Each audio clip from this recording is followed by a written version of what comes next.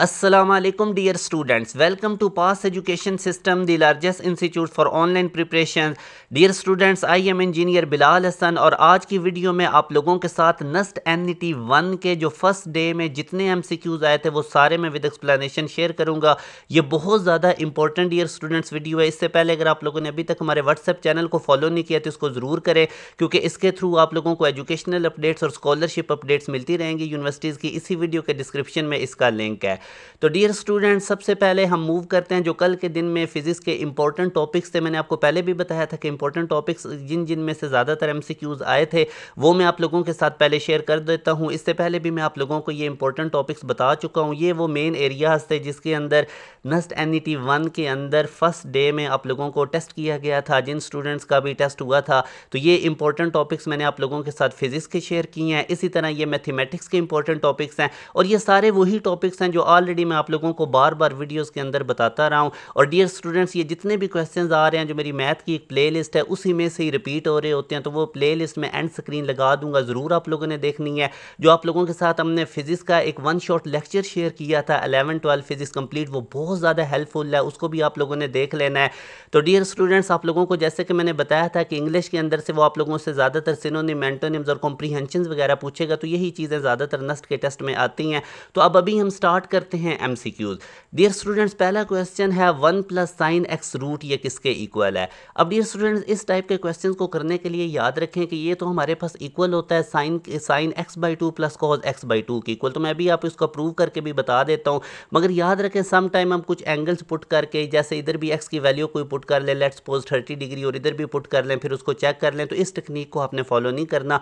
आप लोगों ने इसको प्रूव करना है, बाकायदा आपको पता होना चाहिए। जैसे कि अब आप देखें ना कि ये हाफ एंगल में जा रहा है, तो अगर मैं 1 को रिप्लेस कर देता हूँ sin² x/2 + cos² x/2 के, तो वो बेसिकली 1 नहीं होता। मैं इधर आपको इसका सोल्यूशन शो कर देता हूँ।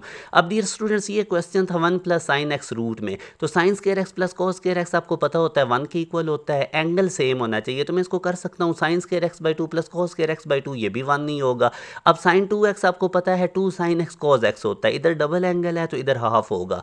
और अगर यहाँ पे मैं सिंपल sin x करता हूँ तो ये 2 sin x/2 के इक्वल होगा और cos x/2 के इक्वल। तो ये डियर स्टूडेंट्स मैं 1 की जगह लिख दूंगा sin² x/2 + cos² x/2, और ये sin x की जगह पे लिख दूंगा 2 sin x/2 cos x/2। तो मेरे पास कुछ इस तरह से रिलेशन ये रूट में बनेगा। अब डियर स्टूडेंट्स, ये a² + b² + 2ab ये वाला फार्मूला बन जाएगा जो कि a + b होल स्क्वायर की इक्वल होता है, यानी sin x/2 + cos x/2 whole square आएगा, ऊपर रूट भी है, रूट स्क्वायर से कट जाएगा, तो sin x/2 + cos x/2। तो डियर स्टूडेंट्स, बेहतर ये है कि आप लोग इस आइडेंटिटी को याद रख लें, 1 + sin x रूट ये इक्वल होता है sin x/2 + cos x/2। इस तरह के क्वेश्चंस आप लोगों ने फर्स्ट ईयर मैथ 10.3 में भी काफ़ी प्रैक्टिस किए होंगे। तो ये डियर स्टूडेंट्स इसका बीटा राइट आंसर है। बेशक आप लोगों ने अपने शॉर्ट नोट्स के अंदर इस आइडेंटिटी को लिख लेना, अब ये आया हुआ था।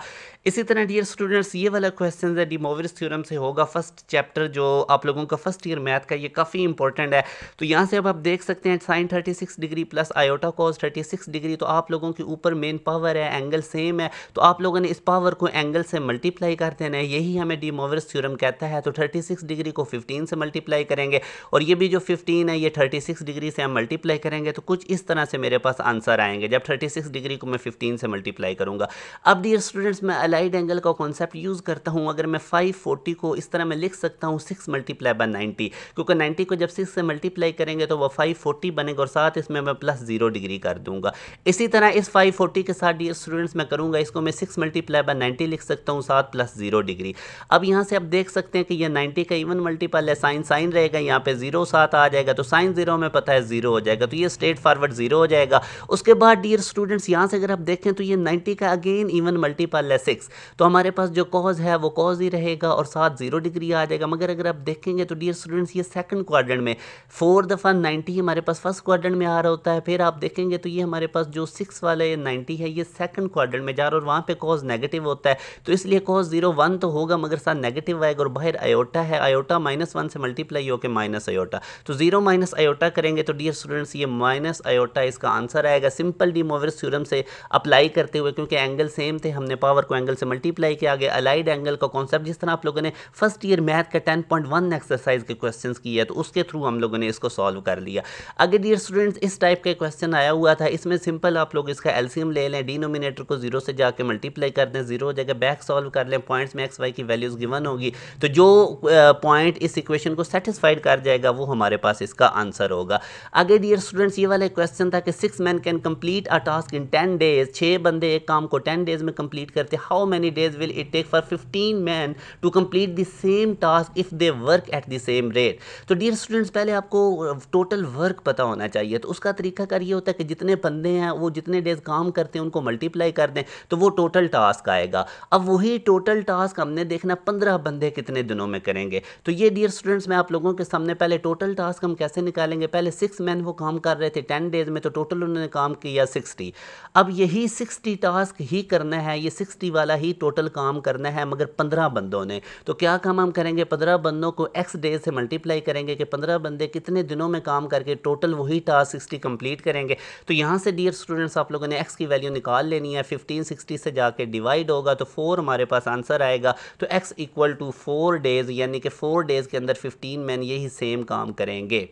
उसके बाद डियर स्टूडेंट्स ये जो पीरियड वाले हैं ये सारे आप लोगों को पता होने चाहिए। 11 चैप्टर फर्स्ट ईयर मैथ का जो कि मैंने आपको पहले भी काफ़ी दफ़ा बताया हुआ है, एक तो आप लोग डोमेन रेंज भी इनकी याद कर लें और पीरियड्स भी आपको पता होना चाहिए। tan cot का पीरियड पाए होता है, बाकी सब ट्रिग्नोमेट्रिक फंक्शन का पीरियड 2 पाए होता है। फिर मैंने आप लोगों को बताया था कि 2 जैसे अब उसने पूछा वो कोसिकेंट 2 थीटा प्लस π/3, तो थीटा के अंदर जो कुछ भी प्लस माइनस हो रहा हो वो पीरियड पे इम्पैक्ट नहीं डालता। हाँ, एंगल के साथ जो चीज़ मल्टीप्लाई हो रही होगी वो उनके ओरिजिनल पीरियड से डिवाइड होगी। जैसे आपको सेकंड का पीरियड होता है 2 पाई, मगर थीटा के साथ 2 मल्टीप्लाई हो रहा है तो ये 2 पाई से जाके डिवाइड हो जाएगा, तो 2 पाई ओवर 2 करेंगे तो पाई आंसर आएगा। इसी तरह अगर थीटा के नीचे 2 डिवाइड हो रहा होता तो उसने कोसिकेंट के पीरियड से जाके मल्टीप्लाई होना था। तो ये डियर स्टूडेंट इस तरह की सारी टेक्निक आज से 2 साल पहले मैं मैथ की प्लेलिस्ट आपको कंप्लीट ये बता चुका हूँ। ऑलमोस्ट नस का तकरीबन 90+% जो क्वेश्चन बैंक है वो उस प्ले लिस्ट में कवर है, वो ज़रूर देखें आप लोग। मैथ की प्ले लिस्ट में एंड स्क्रीन लगा दूँगा, उसमें से as it is question repeat हो रहे होते हैं।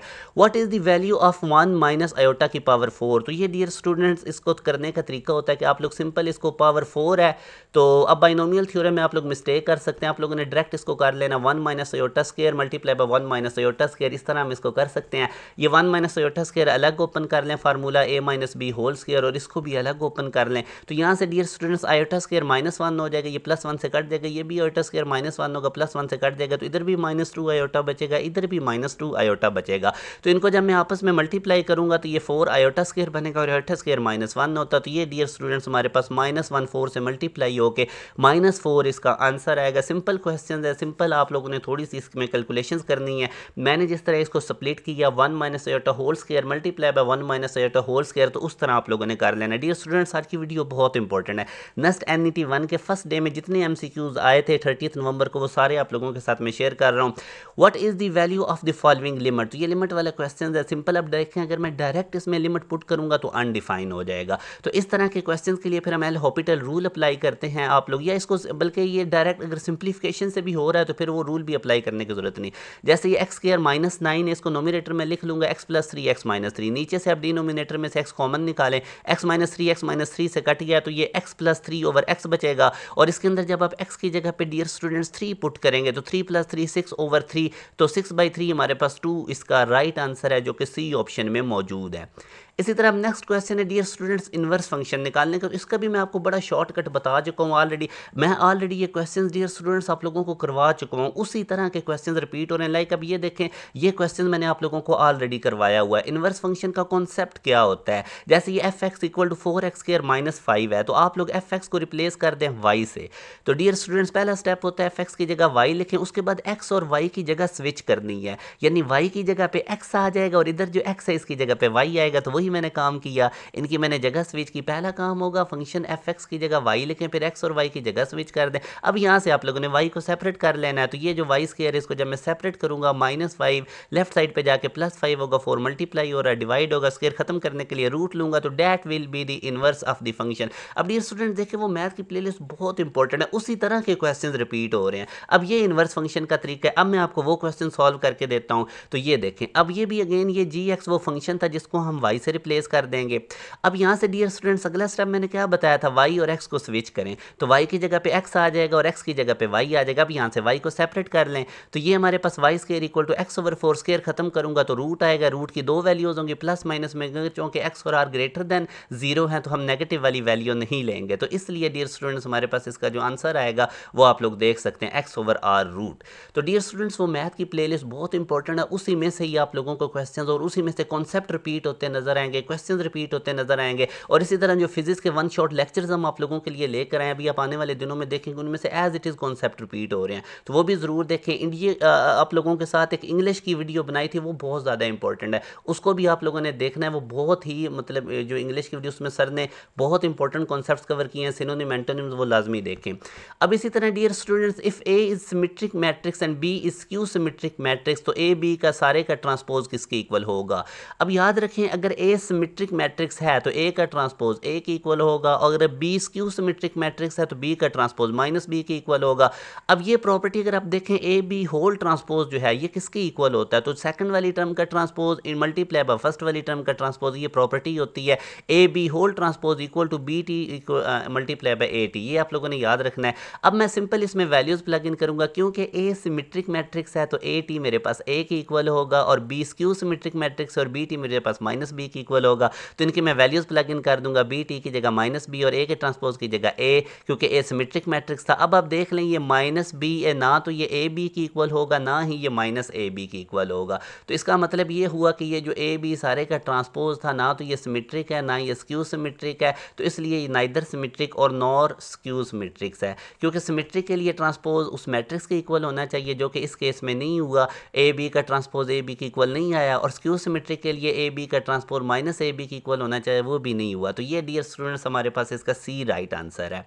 नेक्स्ट क्वेश्चन की अगर हम बात करें तो सिंप्लीफाई दी एक्सप्रेशन, इस एक्सप्रेशन को सिंप्लीफाई करना है, बिल्कुल सिंपल सा क्वेश्चन है। कम्प्लेक्स नंबर में एक लेट्स सपोज कर लेता हूँ a प्लस आयोटा b ये z है, और इसका जो कॉन्जुगेट डियर स्टूडेंट्स निकालना होता है, इमेजिनरी पार्ट का साइन चेंज कर देना होता है, तो ये प्लस b है तो इसकी जगह आप लोगों ने माइनस b कर देना है। अब मैं अगर इन दोनों को डियर स्टूडेंट्स ऐड करूंगा तो iota b minus iota b से कट जाएगा, a में ऐड होकर 2 है तो ये मेरे पास रियल आ गया, तो या 2 टाइम्स रियल नंबर। तो ये डियर स्टूडेंट्स याद रखें इसका रियल पार्ट क्या था a, मगर जब आपने कम्प्लेक्स नंबर के अंदर उसका कॉन्जुगेट ऐड किया तो वो 2 टाइम्स रियल नंबर आया, तो यूं हमारे पास beta is the right answer. हाँ अगर इसी क्वेश्चंस के अंदर डियर स्टूडेंट्स अगर आप लोगों को क्या करना पड़ता है, इनको एडिशन की बजाय एक कम्प्लेक्स नंबर को उसके कॉन्जुगेट के कम्प्लेक्स नंबर में हम सब्ट्रैक्ट करते तो वो 2 टाइम्स उसका इमेजिनरी नंबर उस कम्प्लेक्स नंबर का आ जाता। बहरहाल इधर हमने कम्प्लेक्स नंबर की उसके इमेजिनरी नंबर उसके कॉन्जुगेट के साथ एडिशन करनी थी, तो हमारे पास जो beta is the right answer.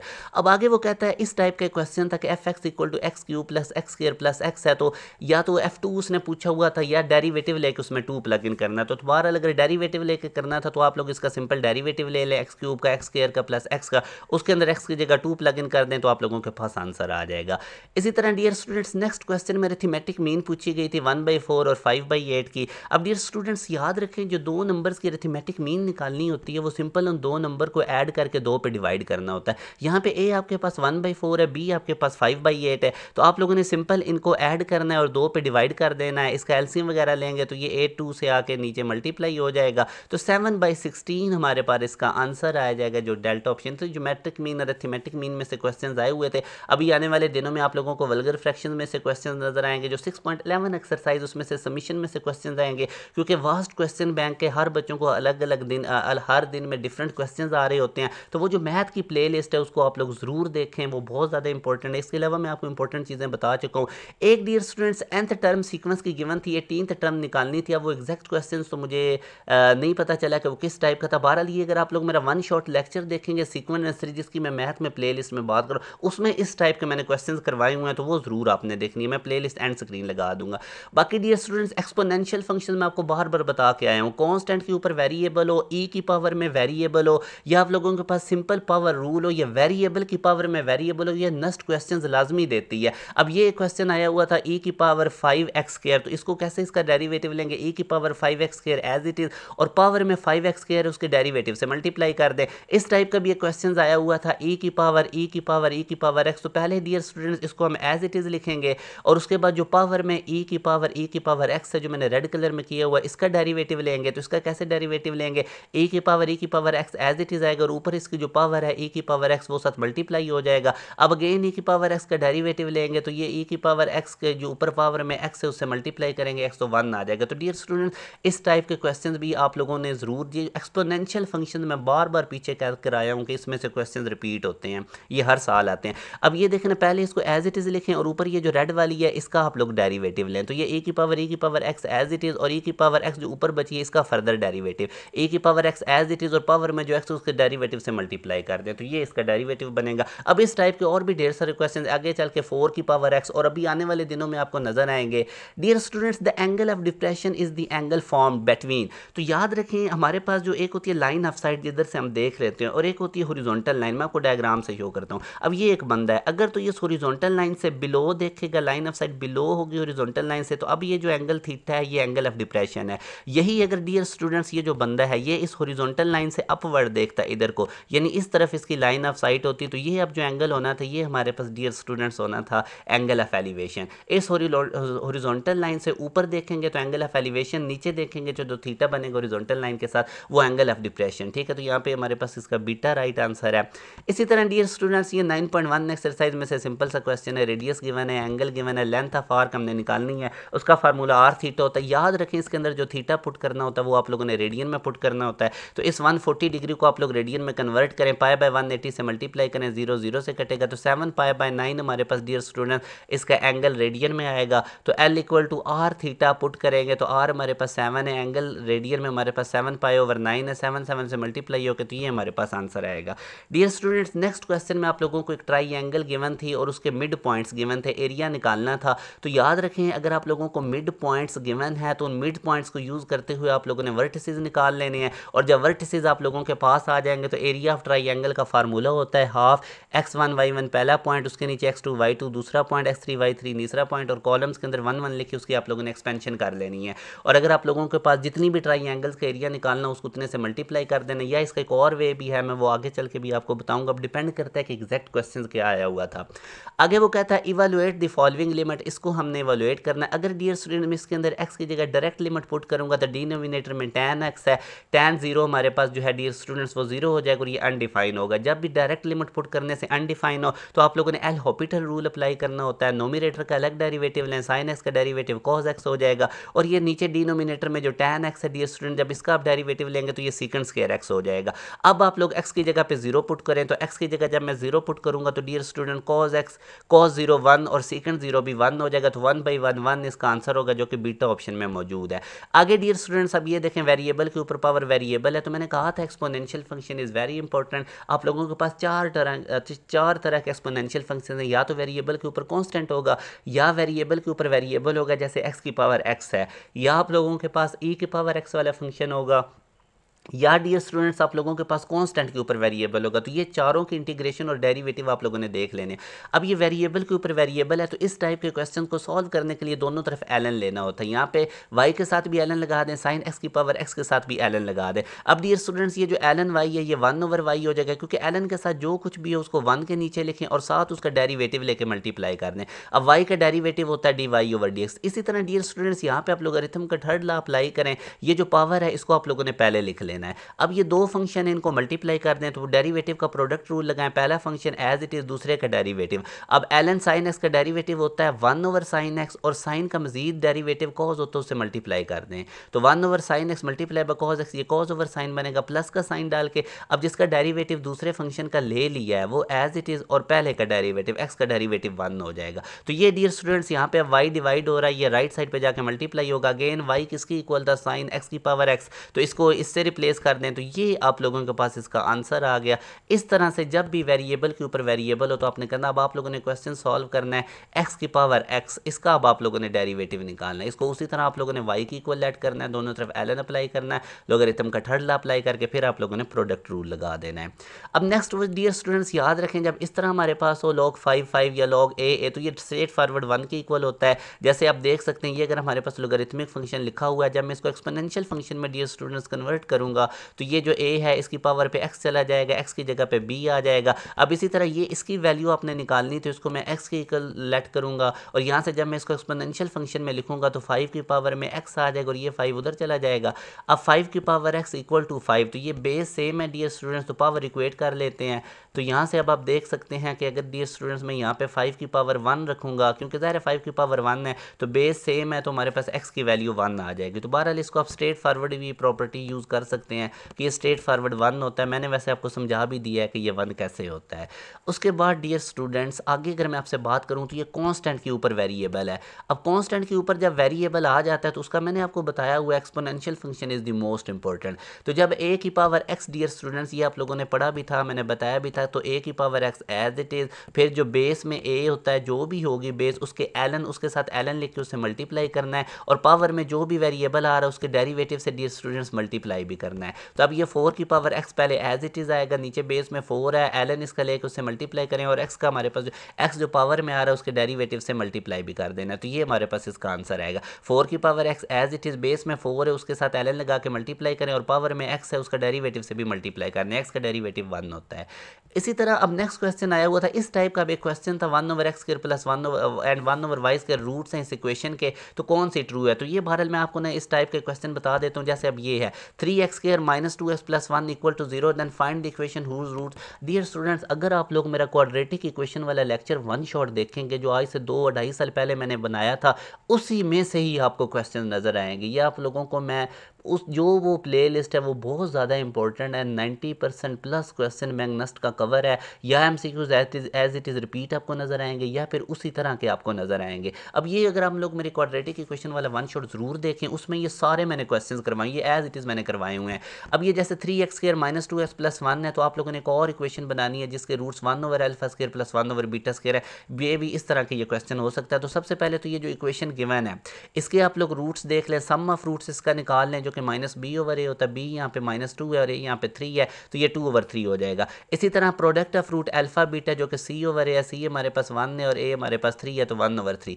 अब आप लोगों ने एक न्यू इक्वेशन बनानी है जिसके रूट्स ये होने चाहिए, तो अब इसका सम ऑफ रूट्स निकाल लें 1/α² + 1/β² डिनोमिनेटर में। अब इसका अगर आप एलसीएम लेते हैं तो ऊपर ये आ जाएगा α² + β², नीचे α² β² होगा, इसमें मैं अल्फा बीटा होल स्क्वायर भी लिख सकता हूँ। अब α² + β² ये इक्वल होता है α + beta whole square - 2 alpha beta. इसमें वैल्यूज प्लग इन करें, अल्फा प्लस बीटा की जगह 4/3, अल्फा बीटा की जगह 2/3, नीचे अल्फा बीटा की जगह उसकी वैल्यू पुट करके तो सम ऑफ रूट 6 आया।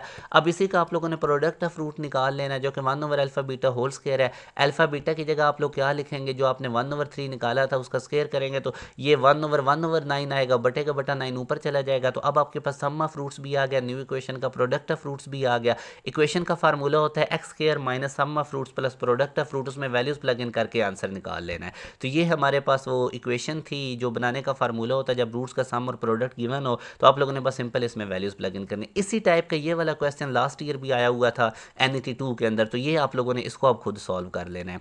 इसके बाद डियर स्टूडेंट्स आप लोग x² + y² = 1 and then which of the following is symmetric about x axis. ये भी अब डियर स्टूडेंट्स मैथ की प्लेलिस्ट में आपको इस तरह के क्वेश्चन मेरे मिलेंगे। अगर symmetry about x axis check करनी है तो उस इक्वेशन में y को रिप्लेस कर दें -y से। अगर इक्वेशन में कोई फर्क नहीं पड़ रहा है तो वो जो इक्वेशन होगी, वो जो कर्व जिसकी इक्वेशन होगी वो सिमेट्रिक अबाउट x एक्सिस होगी। और अगर symmetry about y axis check करनी है तो उस इक्वेशन में x को रिप्लेस कर दें -x से। और अगर कोई फर्क नहीं इक्वेशन में पड़ा तो फिर वो सिमेट्री होगी अबाउट हमारे पास y एक्सिस।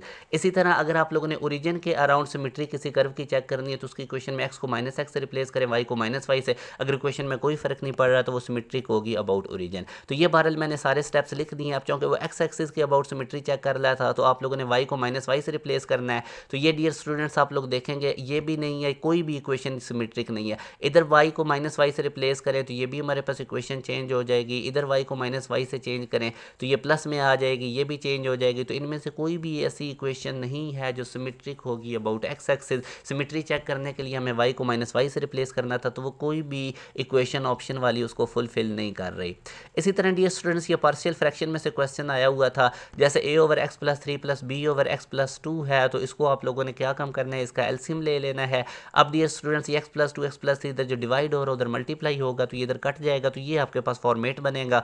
अब आप लोगों ने x को रिप्लेस कर देना है -2 से दोनों तरफ, तो आपके पास b की वैल्यू 4 आ जाएगी। फिर आप लोगों ने इधर x की जगह -3 प्लग इन करना है इस इक्वेशन में, तो a की वैल्यू आप लोगों के पास डियर स्टूडेंट्स -4 आ जाएगी। तो यही उसने क्वेश्चन में पूछा हुआ था, a b निकालना है, पार्शियल फ्रैक्शन में से एक आधी क्वेश्चन आता है।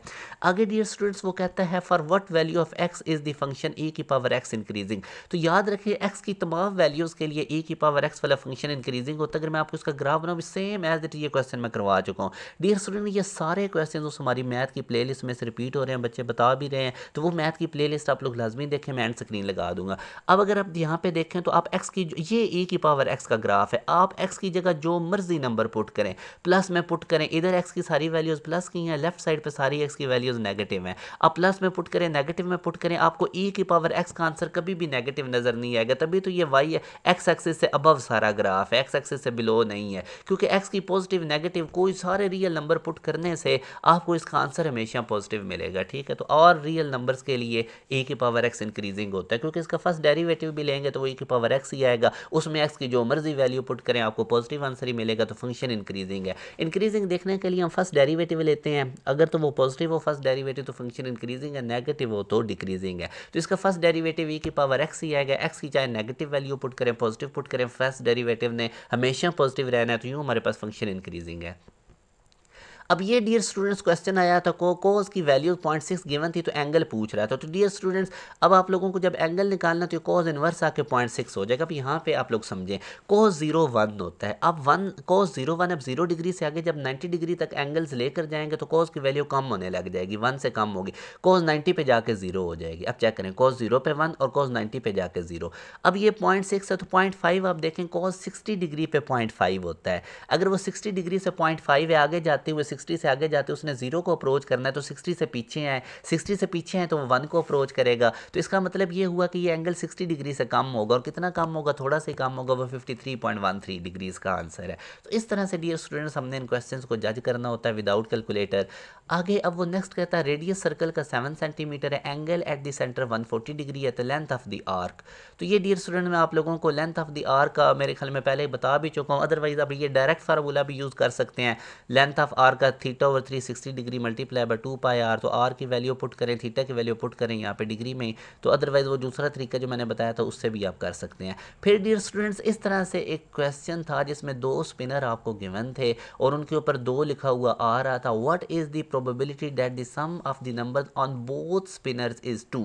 अब अगर आप पहले स्पिनर पे देखें जब हम इसको रोटेट करेंगे तो एक दफ़ा 2 आ सकता है, एरो एक दफ़ा 2 पे रुकेगा, और दूसरे स्पिनर में भी 2 एक दफ़ा आ रहा है। बोथ डियर स्टूडेंट्स जब भी आए तो अलग अलग प्रोबेबिलिटीज़ मल्टीप्लाई होती हैं, बोथ या एंड आए, जब और का वर्ड आ जाए या केसेस आ रहे हो तो फिर जब ऑप्शंस हो हमारे पास तो फिर हम ऐड करते हैं, अदरवाइज मल्टीप्लाई। अब इस स्पिनर को जब मैं अगर रोटेट करूंगा तो मेरे पास फेवरेबल आउटकम 2 है, हम चाहते हैं 2 है, टोटल पॉसिबल आउटकम कितने हैं 4, तो इसकी प्रोबेबिलिटी बन जाएगी 1/4।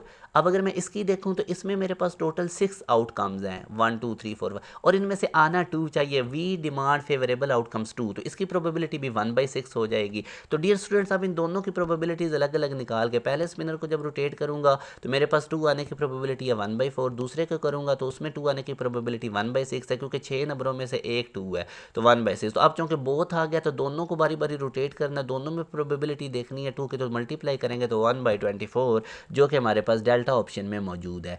इसी तरह डियर स्टूडेंट्स इस तरह आपको 2 वेक्टर्स गिवन थे, उनका सम करके उसकी डॉट लेनी, तो आप सिंपल u और v 2 वेक्टर्स को ऐड करें, जो भी अब ऐड कैसे करते हैं, i वाले में i वाला ऐड करें, j वाले में j वाला ऐड करें वेक्टर का कंपोनेंट, और उसकी डॉट ले लेनी है आप लोगों ने u वेक्टर के साथ। नेक्स्ट क्वेश्चन में वो कहता है 3 matrices were given, 3 matrices given थे, तो आप लोगों ने पहले 2 की प्रोडक्ट निकाल के चेक करना था कि वो किसके इक्वल है। या तो पहले 2 वेक्टर्स की जो हमारे पास 2 मैट्रिक्स थे उनकी प्रोडक्ट हमारे पास 0 की इक्वल आ जाएगी, या पहले 2 मैट्रिक्स को मल्टीप्लाई करने से सेकंड मैट्रिक्स आ जाएगा, या पहले 2 को मल्टीप्लाई करने से सी एक थर्ड मैट्रिक्स आ जाएगा। तो ये इस तरह 3 मैट्रिक्स गिवन थे, पहले 2 को मल्टीप्लाई करके अपने चेक कर लेना। तो मल्टीप्लिकेशन किस तरह होती हैं, रोज़ को कॉलम से मल्टीप्लाई करते हैं, वो मैंने तरीका बताया हुआ है आप लोगों को। फिर डियर स्टूडेंट्स स्टूडेंट्स ये मैं आप लोगों को जो बता रहा था कि एक ट्राइंगल वाला, इसका मैं आपको और भी ट्रिक बता देता हूँ अब, क्योंकि ये एग्जैक्ट क्वेश्चन मेरे सामने नहीं, वरना मैं आपको बताता कि अगर एक लार्ज इक्विलेटर ट्राइंगल को डिवाइड करें 4 स्मॉलर इक्विलेटर ट्राइंगल्स में जिनका इक्वल साइज है, three of the smaller triangles को शेड कर दिया जाए, the total area of the larger triangle को अगर फर्ज करें ए है, what is the area of the shaded region. तो डियर स्टूडेंट्स अब आप खुद देख सकते हैं कि अगर हमारे पास टोटल एरिया ए है बड़ी ट्राइंगल का और उसके अंदर 4 छोटे ट्राइंगल्स हैं, तो उनमें से हर एक सिमिलर है, तो हर एक का एरिया हो जाएगा a/4, यानी एक का भी a/4, दूसरे का भी a/4, तीसरे का भी, चौथे का भी, क्योंकि स्मॉल, तो इनको ऐड करेंगे तो वो a ही आएगा। अब अगर हमारे पास 3 शेडेड हों और एक का ट्राइंगल का एरिया a/4 है, तो 3 का कितना हो जाएगा, 3 को a/4 से मल्टीप्लाई कर देंगे। तो इस तरह करके डियर स्टूडेंट डिफरेंट टेक्निक्स होती हैं, और शेडेड एरिया के ऊपर मैं बहुत कंप्रीहेंसिव एक वीडियो बना चुका हूँ, वो ज़रूर देखें आप लोग। मेरे बेसिक मैथ की प्लेलिस्ट में जाए, वो भी मैं स्क्रीन लगा दूंगा, वहाँ पे ट्राइंगल्स के सोल्यूशन और शेडेड एरिया वाले क्वेश्चन मैंने काफ़ी करवाए हुए हैं, उनमें से एज इट इज़ आपको नजर आएंगे। फिर वो कहता है a dice is roll thrice, एक डाइस को थ्राइस रोल करते हैं 3 दफ़ा, what is the probability that 3 comes only once, के 3 आएगा सिर्फ एक दफ़ा।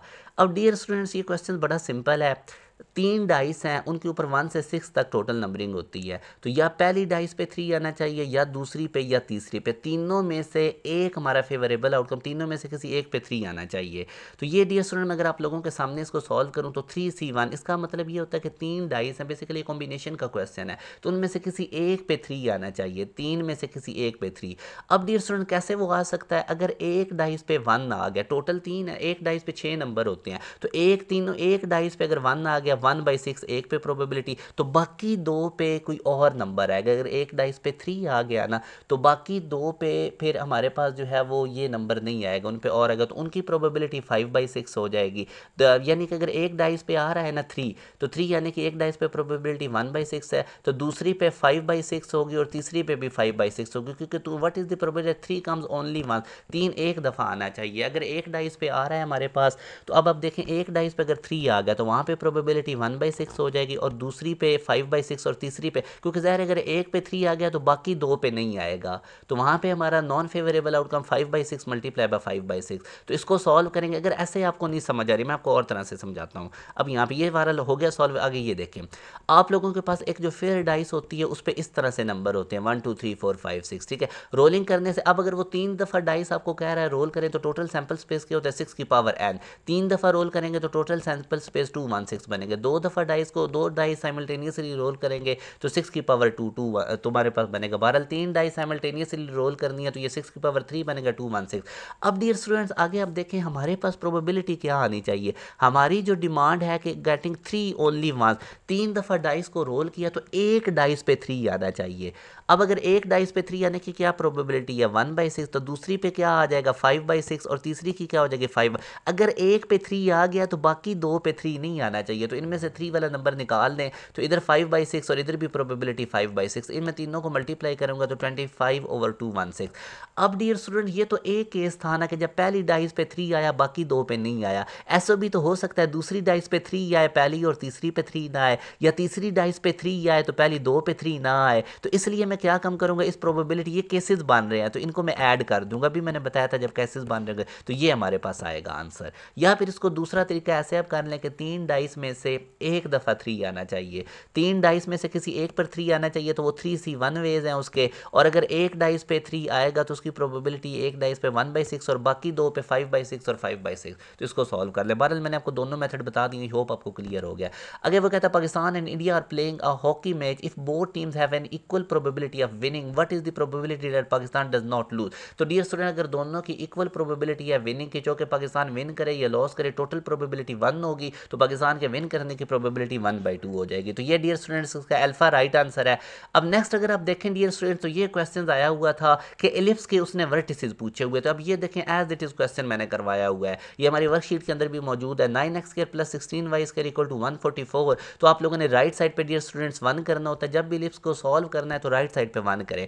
उसके बाद डियर स्टूडेंट्स जो आप लोगों के पास एक्स स्क्वायर का ये जो डिनोमिनेटर है ये ए स्क्वायर और वाई स्क्वायर का जो ये जो बड़े वाला डिनोमिनेटर होता है डियर स्टूडेंट्स ये ए स्क्वायर होता है। तो ए स्क्वायर 16 है तो ए आपके पास प्लस माइनस 4 आएगा।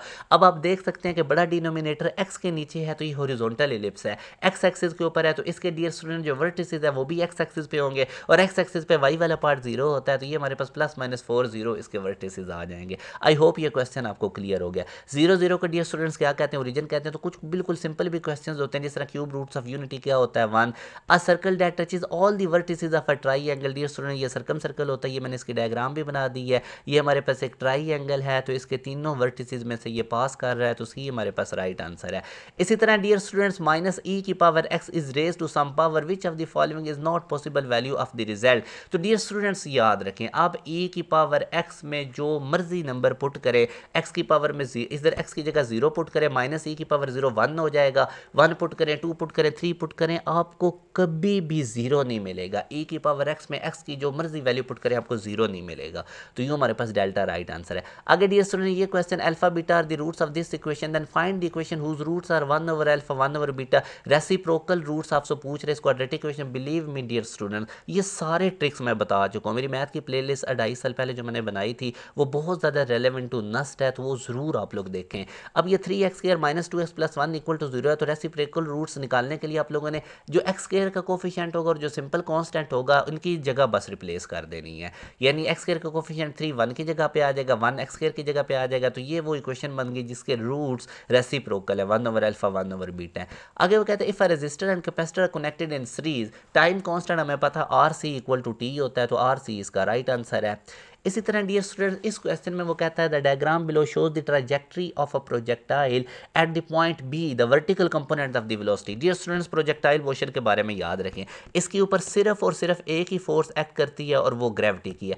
एयर रेजिस्टेंस अभी आप लोगों की इस स्टेज पे हम इग्नोर कर देते हैं क्योंकि अगर उसको इग्नोर ना करें तो वो ड्रैग फोर्स के जब हम फैक्टर्स डालेंगे तो वो बहुत ज़्यादा लेंथी काम हो जाएगा, फार्मूलाज कम्प्लेक्स हो जाएंगे जो फिर आप लोगों के लेवल से भी ऊपर है। तो सिर्फ और सिर्फ ग्रेविटी एक्ट करती है प्रोजेक्टाइल मोशन में। अब डियर स्टूडेंट्स हॉरिजॉन्टल डायरेक्शन में कोई फोर्स नहीं प्रोजेक्टाइल के एक्ट करती। जब हॉरिजॉन्टल डायरेक्शन में कोई फोर्स नहीं एक्ट करती तो हॉरिजॉन्टल डायरेक्शन का एक्सेलरेशन क्या हो जाएगा 0। ठीक हो गया। और अगर हॉरिजॉन्टल डायरेक्शन का डियर स्टूडेंट्स एक्सेलरेशन 0 हो गया तो एक्सेलरेशन कब 0 होता है जब वेलोसिटी कांस्टेंट हो। तो इसका मतलब ये होगा कि डियर स्टूडेंट जो हॉरिजॉन्टल वेलोसिटी होती है वो थ्रू आउट कांस्टेंट होती है प्रोजेक्टाइल मोशन में। तो ये जो हमारे पास हॉरिजॉन्टल वेलोसिटी है डियर स्टूडेंट्स ये मैं कांस्टेंट के लिख देता हूँ कि ये कांस्टेंट रहेगी थ्रू आउट। चाहे पॉइंट ऑफ प्रोजेक्शन की बात करें, पॉइंट हाईएस्ट पॉइंट पे बात करें, जिधर भी point just before hit the ground horizontal velocity ने कांस्टेंट रहना है। ठीक है, क्योंकि हॉरिजॉन्टल डायरेक्शन में कोई फोर्स नहीं एक्ट कर रही, जब फोर्स नहीं एक्ट करेगी तो वेलोसिटी चेंज नहीं होगी। अब मैं वर्टिकल कंपोनेंट वेलोसिटी की बात करता हूँ। डियर स्टूडेंट्स अभी मैंने आपको बताया कि प्रोजेक्टाइल मोशन में सिर्फ ग्रेविटी की फोर्स एक्ट करती है। जब ये बॉडी ऊपर की तरफ जाएगी डियर स्टूडेंट्स तो ग्रेविटी तो डाउनवर्ड एक्ट कर रही होगी, तो इसका मतलब ये वर्टिकल कंपोनेंट वेलोसिटी का ऊपर जाते हुए डिक्रीज होगा। डिक्रीज का मैं डी लिख देता हूँ, ठीक हो गया, डिक्रीज होगा। ठीक है, और डिक्रीज होते होते अब कितना डिक्रीज होगा, जितना जी है, जी कितना होता है 10 मीटर पर सेकंड स्क्वायर, तो ऊपर जाते हुए 1 सेकंड में 10 मीटर पर सेकंड की वेलोसिटी में कमी आती जाएगी। कमी आते आते आते जब ये मैक्सिमम हाइट पे पहुंचेगी तो यहाँ पे vertical component dear students velocity का 0 हो जाएगा। अच्छा, उसके बाद जब ये डाउनवर्ड मूव करना शुरू करेगी अब वेलोसिटी की डायरेक्शन और ग्रेविटी सेम डायरेक्शन में हो जाएंगे। वेलोसिटी भी नीचे आ रही है, वर्टिकल कंपोनेंट वेलोसिटी का नीचे और ग्रेविटी भी नीचे। अब आते हुए नीचे की तरफ आते हुए जो वर्टिकल कंपोनेंट होगा डियर स्टूडेंट्स वो वेलोसिटी का इंक्रीज होता है। अब वो कितना इंक्रीज होता है, वो 1 सेकंड में 10 मीटर पर सेकंड का इजाफा होता जाता है। तो ये डियर स्टूडेंट जब वो ग्राउंड को हिट करेगी तो वो मैक्सिमम वेलोसिटी से हिट करती है। तो यहाँ से अब उसने पूछा था कि ए पॉइंट पे वर्टिकल कंपोनेंट वेलोसिटी का क्या होगा dear student. Vertical component A के मैक्सिमम हाइट है, मैक्सिमम हाईएस्ट पॉइंट पे 0 हो जाएगा। अगर डियर स्टूडेंट वो टोटल नेट वेलोसिटी पूछता मैक्सिमम हाइट पे तो वो मिनिमम होनी थी।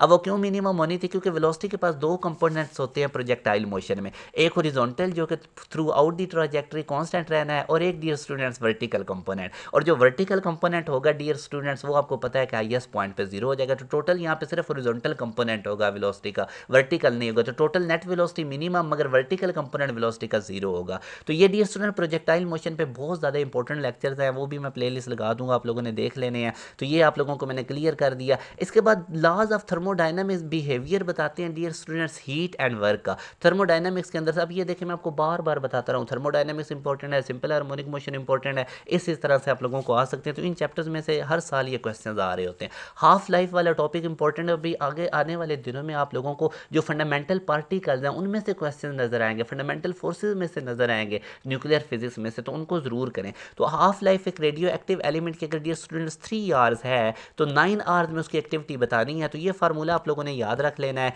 कि ये हमारे पास ओरिजिनल जो उसका सैंपल है, ये हमारे पास कितने टी टाइम के बाद कितनी अमाउंट बचेगी, और ये टी जिस टाइम के बाद वो पूछ रहा है ये टी 1/2 हाफ लाइफ है। तो डियर स्टूडेंट्स एक्टिविटी होती है ये जो आप ए नॉट को ए से डिवाइड कर दें तो ये बेसिकली एक्टिविटी है 1/2 कितने टाइम के बाद कितने टाइम्स के बाद आपसे एक्टिविटी पूछ रहा है 9 आवर्स के बाद। तो ये टी की जगह 9 डिवाइडेड बाई ये टी/2 बेसिकली हाफ लाइफ है, वो कितनी गिवन है 3।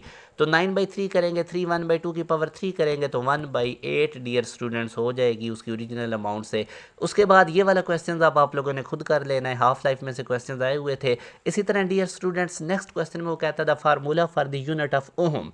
तो ओहम्स लॉ के अकॉर्डिंग अगर आप देखें डियर स्टूडेंट्स तो V equal to I R होता है V/I। तो वी हमारे पास वोल्ट है, आई हमारे पास एम्पेयर होता है। तो volt per ampere dear students हमारे पास अल्फा ऑप्शन इसका राइट आंसर है, जो ओहम होता है ये वोल्ट पर एम्पेयर। इसी तरह वो कहता है अगर इलेक्ट्रॉन जंप करता है थर्ड ऑर्बिट से to inner orbit the series of emitted radiation. तो ये डियर स्टूडेंट्स एटॉमिक स्पेक्ट्रा में ये जो पहला क्वेश्चन है इसको आप लोगों ने जरूर देखना है, ये टॉपिक इसको अच्छे तरीके से आप लोगों ने देखना है, इसमें से काफ़ी क्वेश्चन आए हुए हैं। अब ये बड़ा इंपॉर्टेंट टाइप का क्वेश्चन है, इसमें वो कहता है a circle with a radius of 10 centimetre. ये जी एक सर्कल है, इसका रेडियस क्या होता है, सेंटर से लेके सर्कल तक की लाइन इधर हो सकती है इधर हो सकती है। तो फॉर एग्जांपल मैं इधर ले लेता हूँ, तो ये मेरे पास रेडियस है 10 सेंटीमीटर, ये मेरे पास डियर स्टूडेंट सेंटर है और सेंटर से लेके इस पॉइंट तक ये 10 है। आगे वो कहता है has a chord of length 16 centimetre. Dear students chord क्या होता है, सर्कल के दो पॉइंट्स को मिलाने वाली लाइन कॉर्ड होती है। तो ये कॉर्ड उसने बताया हुआ है और इसकी टोटल की लेंथ 16 है, और अगर मैं सेंटर मिड से देखूँ तो ये वाली लेंथ कितनी बन जाएगी 8। कॉर्ड की टोटल लेंथ कितनी थी डियर स्टूडेंट 16। तो यहाँ से मिड से लेके सेंटर के मिड से लेके इधर तक ये जो मैं रेड कलर में कर रहा हूँ ये 8 है, ठीक है। अब अगर what is the distance of the chord from the centre of the circle, तो ये सर्कल का सेंटर है, इससे डिस्टेंस ये वाला कॉर्ड का निकालना है, ये एक्स आपने निकालना है। तो ये डियर स्टूडेंट राइट ट्राइंगल बन रही है। आप लोग हाइपोटेन्यूस जो कि 10 है उसका स्क्वायर इक्वल रखें, बेस का स्क्वायर 8 प्लस एक्स का स्क्वायर, यहाँ से 100 बनेगा, ये 64 बनेगा, 100 में से 64 माइनस करें 36, उसका रूट लेंगे तो 6 सेंटीमीटर आंसर आएगा। ये डियर स्टूडेंट क्वेश्चन था, और अगर यही कॉर्ड सर्कल के सेंटर में से पास करे तो ये डायमीटर होता है। आई होप आप लोगों को ये क्वेश्चन क्लियर हो गया। आगे वो कहता है एक बंदा है वो एक क्लिफ पे खड़ा है और वो क्लिफ है 20 मीटर हाई, और वो थ्रो करता है stone horizontally with a velocity of 10 metre पर था। How far from the base of the cliff will the stone hit the ground. तो डियर स्टूडेंट्स याद रखें, प्रोजेक्टाइल मोशन को जब हाइट से गिराएंगे, प्रोजेक्टाइल मोशन को जब हाइट से गिराएंगे, जो कुछ भी पूछ रहा है पहले वर्टिकल पार्ट सॉल्व करें उसके बाद हॉरिजॉन्टल। तो वर्टिकल पार्ट का वर्टिकल डिस्टेंस निकालने का क्या फार्मूला था, projectile motion y equal to half GT square. ये आप लोगों को मैंने क्लास के अंदर भी स्टेप्स बताया था कि प्रोजेक्टाइल मोशन में जब कोई भी बॉडी हाइट से आ रही होती है तो पहले वर्टिकल पार्ट सॉल्व करें उसके बाद हॉरिजॉन्टल। अगर प्रोजेक्टाइल को ग्राउंड से फेंका जा रहा है, आपसे टाइम ऑफ फ्लाइट है जो कुछ भी पूछे तो फिर डायरेक्ट फार्मूलाज लगाने हैं। अब चूंकि उसका उसने डिस्टेंस बताया हुआ है, वाई बताया हुआ है कि 20 मीटर से हमने उसको थ्रो किया और वो हॉरिजॉन्टली इस वेलोसिटी से हमने उसको फेंका, ठीक है। अगर मैं इस तरह से इसकी हाइट बनाऊं तो इस तरह से फेंका गया ऐसे हॉरिजॉन्टली, यहाँ से ये हाइट उसने उसकी बताई हुई है, ये बेसिकली हाइट जो होती है ये वाई होता है डियर स्टूडेंट। तो वाई हमारे पास कितना गिवन है 20 मीटर, यहाँ से मैं वाई लिख देता हूँ, ये मेरे पास 20 है, और हॉरिजॉन्टली फेंका गया है तो थीटा स्टार्ट में 0 का 10 मीटर पर सेकंड, उसके बाद हाउ फॉर कितनी दूर वो जाके गिरेगा, ये हॉरिजॉन्टल डिस्टेंस वो एक्स आपसे पूछ रहा है, ठीक है। तो सबसे पहले वर्टिकल पार्ट सॉल्व करें, यहाँ से टी आ जाएगा, ये वाई की जगह उसकी 20 वैल्यू पुट करें G10, तो ये 220 से मल्टीप्लाई है 40 10 से डिवाइड होगा 4t स्क्वायर इक्वल टू 4, तो t मेरे पास 2 आएगा। अब हॉरिजॉन्टल डिस्टेंस का फार्मूला, हॉरिजॉन्टल डिस्टेंस का क्या फार्मूला होता है प्रोजेक्टाइल मोशन में, x equal to VIX multiply by T. तो ये डियर स्टूडेंट्स आप लोगों ने फार्मूला अप्लाई करना है बस। तो यहाँ से आप लोग इसको सॉल्व कर लें, VIX हॉरिजॉन्टल वेलोसिटी स्टार्ट में कितनी थी 10, तो 10 को T2 से मल्टीप्लाई करेंगे तो 20 metre is the right answer. इस क्वेश्चन में आप लोगों ने क्या याद रखना है, कौन सा कॉन्सेप्ट कैच करना है कि जब हाइट से कोई प्रोजेक्टाइल फेंकेंगे तो पहले वर्टिकल पार्ट सॉल्व करें, उसके बाद हॉरिजॉन्टल जो भी पूछ रहा है वो खुद ही निकल आएगा। उसके बाद in uniform circular motion radius अगर डबल कर लें तो टॉर्क डियर स्टूडेंट्स हमें पता है पोजीशन वेक्टर इनटू फोर्स होता है, अगर आर पोजीशन वेक्टर डबल करेंगे तो टॉर्क में हमारे पास डबल हो जाएगा। उसके बाद वो कहते हैं if the radius of the circle is double तो उसका एरिया हमारे पास 4 टाइम हो हो जाएगा, क्योंकि एरिया सर्कल का पाई आर स्क्वायर होता है, रेडियस डबल करेंगे तो ये 4 टाइम हो जाएगा। फिर नेक्स्ट डियर स्टूडेंट वो primary direction of the wave, यहाँ से वेव प्रोपागेट हो रही है तो आप देख सकते हैं कि ये लेफ्ट टू राइट जा रही होगी, तो यूँ हमारे पास इसका सी राइट आंसर है। डियर स्टूडेंट्स आगे वर्टिक्स इस पैराबोला के पूछे गए हैं, तो मैं इसी तरह का सेम क्वेश्चन अपनी मैथ की प्लेलिस्ट में पैराबोला वाली वीडियो में आपको करा चुका हूँ कि जो हमारे पास क्वाड्रेटिक वेरिएबल होता है उसको पहले सेपरेट करना होता है। ये +3 है, राइट साइड पे जाके -3 हो जाएगा, -x², माइनस खत्म करने के लिए दोनों तरफ माइनस से मल्टीप्लाई करें तो ये बनेगा। अब डियर स्टूडेंट्स अगर आप लोग इसको कंपेयर करते हैं अपने शिफ्टेड पैराबोला के साथ जिसका वर्टिक्स h के अंदर होता है, तो x के अंदर जो चीज़ भी प्लस माइनस हो रही हो वो h होता है, यहाँ पे कुछ भी नहीं है तो x हमारे पास 0 आ जाएगा, जो कि सी ऑप्शन में भी है, जो कि हमारे पास अल्फा ऑप्शन में भी है। उसके बाद अगर आप देखें तो y के अंदर +3 हो रहा है, इसका साइन चेंज कर दें आप तो ये -3 होगा, तो 0 -3 इज़ द राइट आंसर, जो कि हमारे सी ऑप्शन में मौजूद है। तो यहाँ से अगर मैं इसको कंपेयर करता हूँ तो ये dear students x whole square इस तरह करके डियर स्टूडेंट्स आप इसको देख सकते हैं 4a इंटू वाई माइनस के, ठीक है। तो ये वाला केस है, ये शिफ्टेड पैराबोला का x minus H whole square equal to 4 into y minus K. तो x के अंदर h माइनस हो रहा है, इसका साइन चेंज कर दें h, और y के अंदर माइनस k हो रहा है, इसका साइन चेंज कर दें तो वो k, तो h k डियर स्टूडेंट्स हमारे पास इसका वर्टिक्स है। तो वही कॉन्सेप्ट मैंने इधर यूज़ करके आपको करवाया है, आप लोगों ने इसको देख लेना है। आगे डियर स्टूडेंट्स ये लेटेस्ट रेक्टम की डेफिनेशन है, ऐसी लाइन जो 2 पॉइंट्स में से पैराबोला को मिलाए और वो पास करे फोकस में से, ठीक है। तो इसको हम लेटेस्ट रेक्टम कहते हैं, फोकल कार्ड भी कहते हैं, मगर वो ऑप्शन नहीं है। अब ये क्वेश्चन डियर स्टूडेंट्स आप लोगों ने खुद कर लेना है। तो डियर स्टूडेंट्स आप लोगों के साथ मैक्सिमम डे 1 के क्वेश्चन मैंने बड़ी डिटेल में शेयर किए हैं, आप लोगों ने मैक्सिमम इस वीडियो को शेयर करना, और बाकी एंड पे मैं मैथ की प्लेलिस्ट लगा रहा हूँ, उसी में से कॉन्सेप्ट रिपीट होंगे आने वाले दिनों में से भी। वो बहुत ज़्यादा रेलिवेंट प्लेलिस्ट है जिसमें मैं 90% प्लस क्वेश्चन बैंक नस्ट का कवर करवा चुका हूँ आज से 2-2.5 साल पहले, वो ज़रूर प्लेलिस्ट देखें। बाकी डियर स्टूडेंट्स हमारा न्यू बैच 10 दिसंबर से स्टार्ट हो रहा है, जिसके अंदर आप लोगों को नस्ट NET 2 की, UET के टेस्ट की, कॉमसेट की, NTS नेट की, NED वगैरह की प्रिपरेशन करवाई जाएगी। जो स्टूडेंट्स भी टॉप रैंक जितनी भी यूनिवर्सिटीज़ हैं उनकी प्रिपरेशन करना चाहते हो तो 10 दिसंबर से न्यू बैच है, स्टार्ट में इसमें सारा सिलेबस करवाया जाएगा, आप इसको ज़रूर ज्वाइन करें। इस दिए गए कॉन्टैक्ट नंबर पर व्हाट्सएप करके आप हमारे बैच की तमाम डिटेल्स ले सकते हैं। व्हाट्सएप चैनल के साथ कनेक्टेड रहिएगा, अपना ख्याल रखिएगा, मुझे दीजिए इजाज़त, अल्लाह हाफिज़।